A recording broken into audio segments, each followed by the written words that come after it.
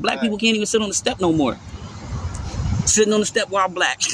I'm being very respectful, but you're violating my rights and thinking this is okay. That means you don't have no training. That means you don't even know what you're doing. Why are you blocking the exit from us leaving an abandoned building, huh? This black man was sitting on the steps of an abandoned building when an officer demanded his ID, and if you hear the reason, it's going to make you question everything, because the officer didn't have a clue at all. It begins with an officer walking toward a black man seated on the worn concrete steps of an abandoned building. The camera is already rolling when the officer's tone shifts from casual to authoritative, ordering the man to hand over his ID. The officer positions himself in front of the steps, speaking with the certainty of someone convinced an infraction has occurred. He calls it trespass and insists that identification is required. The man resists, explaining that he hasn't harmed anything or anyone, questioning how simply sitting on steps can justify a demand for personal information. Minutes pass with the officer standing his ground. Each time the man tries to move away, the officer reinforces his presence, effectively blocking the exit. The man narrates to his viewers in real time, pointing out how a request for ID has now turned into a temporary deprivation of freedom. He challenges the officer on training, de-escalation, and the Fourth Amendment, saying an officer's duty should be to resolve issues quickly instead of dragging citizens into extended confrontations. He also highlights the racial dimension, describing how ordinary actions become suspicious when performed by someone like him. But the officer's ego refuses to let it go. He blocks the man's way and even calls in another unit right in front of him. Watch the full video and see how simply sitting on the steps of an abandoned building can turn into a serious confrontation with law enforcement.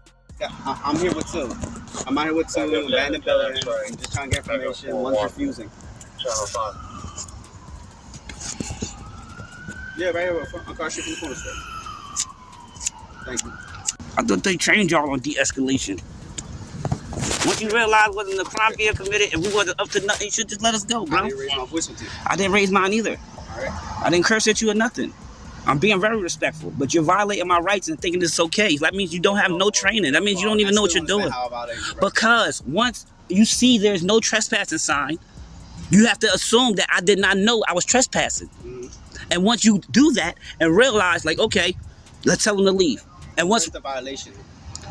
There is no violation because I didn't know I was trespassing. But now that you tell me, how am I violating your rights? Because I don't have to give my name up. I don't have to give my information up. That's not a violation. I'm asking you, how am I? That is a violation. You cannot ask me for my name or my information if I didn't commit a crime. Yes, you did commit a crime. How? I didn't know it was a crime, bro. Okay, and did I sit here and say that I'm... Why are you blocking the exit from us leaving an abandoned building, huh? Right, well, listen, when the other unit gets here, we can finish having the conversation because it seems like you're making this a lot difficult than what it is. How? Because I'm not... He's complying with me? So what? You violate his rights and he let you. That's all that means. What you mean? Bro, y'all really don't get... Y'all really think this is the proper way to police. It's not. Like I said, I have another unit come over here that has way more experience than I do. We can talk with him. Yeah, obviously somebody gotta have way more experience because you obviously don't know what the proper thing to do is because we sitting in the car. So what? I didn't bother you about that. But you brought it up like... I told you all day in that car. Okay, right? and what is the violation there? Right. So once we came over here, you're like, oh, I got him. No, that's what it was. We was parked in the car and he drove past a few times. And then when we got out the car and walked over here, he's like, oh, we got him. I got him now. Let's go over there. Let me go over here and get him. That's exactly what happened. Because obviously you said you seen us in the car. Like, bro, I hate being violated, bro. I hate when people just think this okay. Like, we don't have no rights in America. Like, the Fourth Amendment don't mean... You know what I mean? I'm secure on my papers and my person. You know that I can walk up and down these streets without somebody stopping me, accusing me of anything. You didn't commit a crime. If you walking up and down the streets, you're right. You ain't committed a crime. As soon as we sat here, you said, "Oh, got him." Look. I advise you of that. Yeah, but why would you make it worse? Listen, I'm telling you right now, from the get, I told you. Well, I need your names. You don't have a right to do that though. And that's fine. All right then. Then I guess you're gonna learn today, man. Tell me to do my job. I want you to do your job. But now you're just taking your job too far over people sitting on the step. Like you can't even sit on black people can't even sit on the step no more.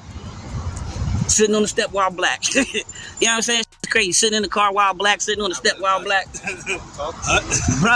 bro, crazy. Could have easily just walked over here and be like, yo, Nah, I'm just trying to get his name so I can get this document. I'm actually waiting on a call from her. It's not that. I just want to get this document. That's what she was going to call. Hey, by your car, can you start off the Lords? So we're in 81 right now, 145 for us. Yeah, you recording? Yeah. You supposed to be talking junk. Huh? You supposed to be talking junk. You talking junk. I want to be professional because I want to be professional. Nah, I'm his own car. Yes, sir. Yeah, for the GSW, I heard that. I was about to head out to it. I was just calling you right now 'cause I was in the middle of a pest stop. All right, no problem. All right, I gotta head out to somebody who just got shot. See, thank you, brother.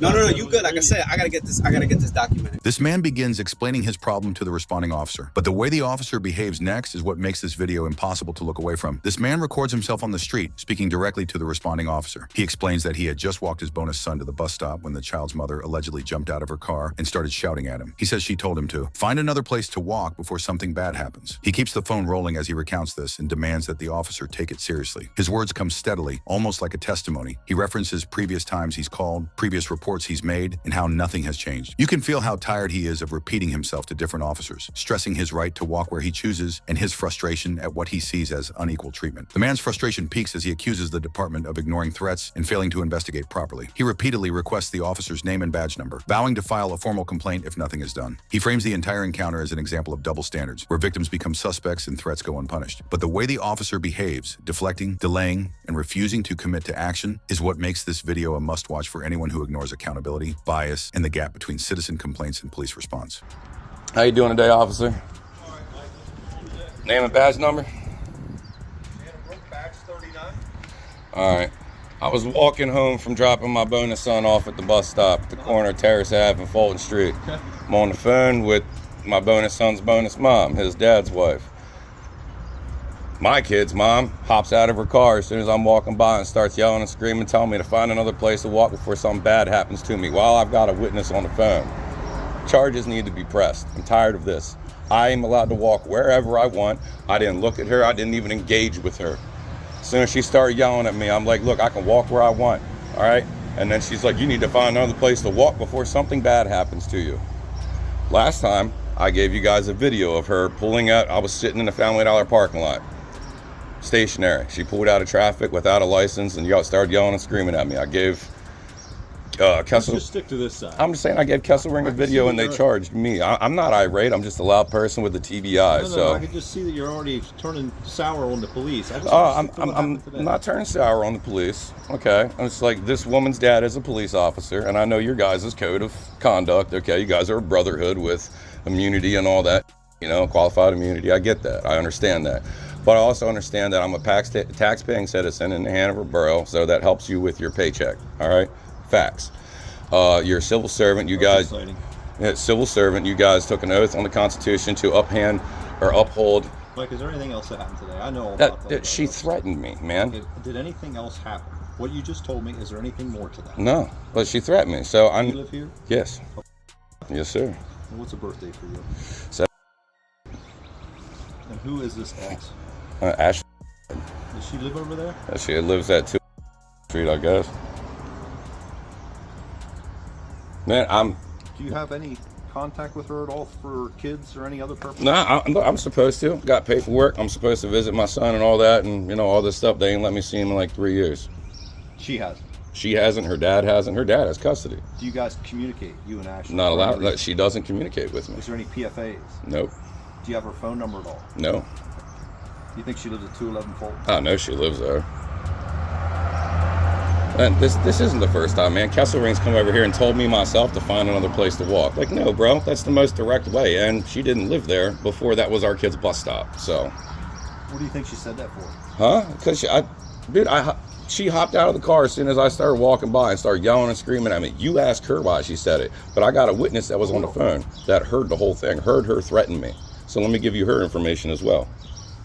How about if I just go over and get it from her? How's that sound? No, I'm going to give you the witness's information because you need, don't fucking shrug at me, bro. You guys need to do police work, all right? Police work. You got to talk to witnesses so that you can get the whole story. Like, I like to talk to impartial witnesses. Having somebody that's your friend on the phone. It wasn't my friend. Not my friend. It's an acquaintance. My it's the same thing. My acquaintance as well. She's my son's mother. Is there anything else you want to tell me, Mike? I would like you to charge her. If not, I got your name and badge number, and I will be filing a formal complaint. Okay. I don't care about that. I know you don't. My job. And if you don't like the way I do my job, Mike, you can file a complaint all day long. No, I'm just, because anytime, look. No, it's not anytime. This is today. Well, I'm the officer that's going to handle your complaint today. If you have I other hope issues so. with other complaints, I hope so. And I have filed complaints. And you know what Chad Martin told me? To go myself. Well, that's up to him. Well, he's your chief. I'm going to do my job today, and if you don't like the way it's done, you'll have to do the same thing you've done in the All right, cool. past. Well, how will I know what's done then? How about if I call you? That would be awesome. You guys are awesome. Okay. Cool beans. Anything else? That's it, man. I don't appreciate you probably trying to press me up here, though, you know? I ain't pressing you. Okay. Okay. But you, I mean, you talking to me like I'm just some asshole that's trying to file complaints. I'm talking to people like the guy that's filing a complaint. I'm gathering the information. That's all. Okay, man. I didn't do anything other I'm just letting you know how I was taking your tone there, okay? You know, there's no need to get disgruntled about it. You enjoy your day, officer. Thank you for watching today's clips. Across both videos, the camera shows how everyday situations can draw intense scrutiny from law enforcement and how quickly questions about ID, location, or presence can shift the tone of an encounter. These moments underscore the real-world importance of knowing your constitutional protections. The First Amendment right to record public officials and the Fourth Amendment protection against unreasonable searches and seizures. Filming creates a record that speaks for itself and keeps events transparent. Questioning authority is part of the public's role in keeping power within the law. These clips highlight how documenting interactions and asking clear questions can protect your rights and reveal how officials handle those rights under pressure. Check out the original videos attached in the description. These encounters are resonating with people who care about rights, accountability, and the relationship between citizens and law enforcement. We'll see you in the next one.